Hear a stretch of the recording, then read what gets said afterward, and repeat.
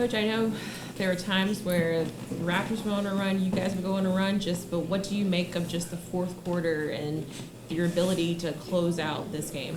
We just did a good job, playing with one another, getting stops. I mean, our defense was phenomenal tonight, and then we just out-rebounded them. I think we beat them 20 on boards, 16 offensive rebounds. That combated and helped us with the turnovers. So I can't say my recipe no more. That's dead now. I was like, damn, y'all messed my recipe up. So 20 turnovers is too many, I told those guys, but we combated it by getting 16 offensive rebounds and beating them on the boards and playing phenomenal defense. And, Cam gets hurt, at the in warm-ups, and guys just got to step up. T.Y. stepped up, and Noah stepped up, and that's what it's all about as a team. And I'm so passionate when I talk to these guys sometimes because I know what they have inside, and I know what we have in that locker room, and I just want their masterpieces to come out all the time, and that's why I talk with passion to them and try to give them that and give them that life, because we got a lot of great players in there, and when they play together in collective spirit, we can win. We can win games. I just always want them to understand that. That's why I'm so passionate a lot of times. You mentioned the Cam Thomas getting hurt at warm-up. Just, do you know what happened? And just back spasms. Back spasm. Any idea for Wednesday yet, or not sure? No, we don't know yet.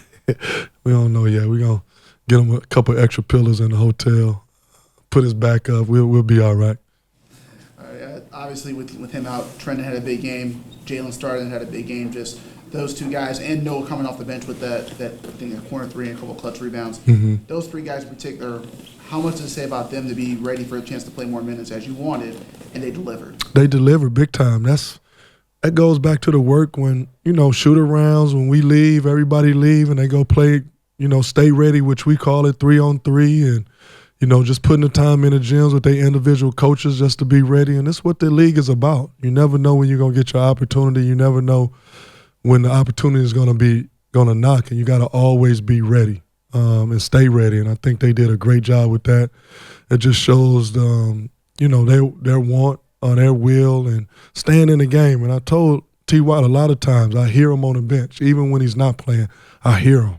And that's always a great thing for a coach. I hear Jay Will. I hear those guys. They're involved even when they're not involved in the rotation. They're still involved.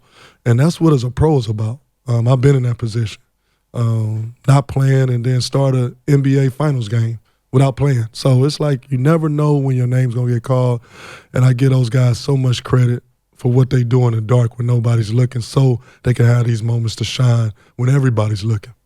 With Noah, just again, second time in 3 games he's come in.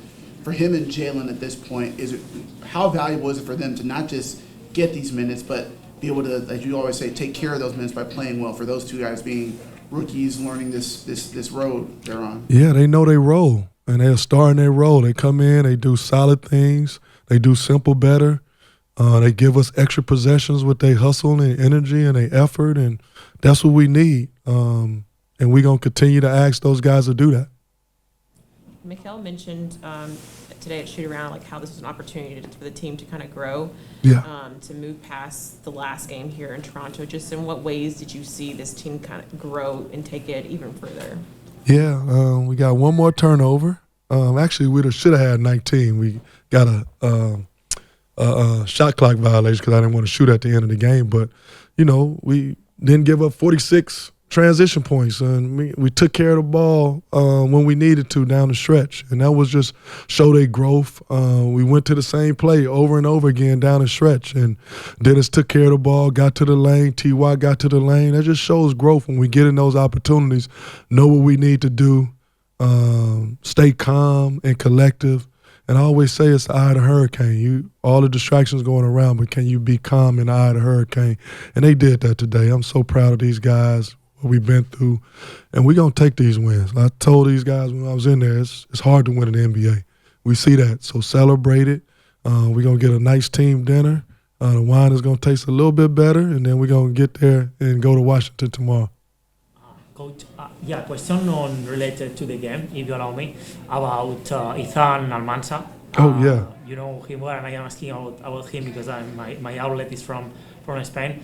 Well, I don't know if you have been watching him a lot this year, but he's expected to be picked in the first round of the coming draft. Mm-hmm. I don't know if you think that he could make the jump to the NBA next year if he's ready for it. He actually No.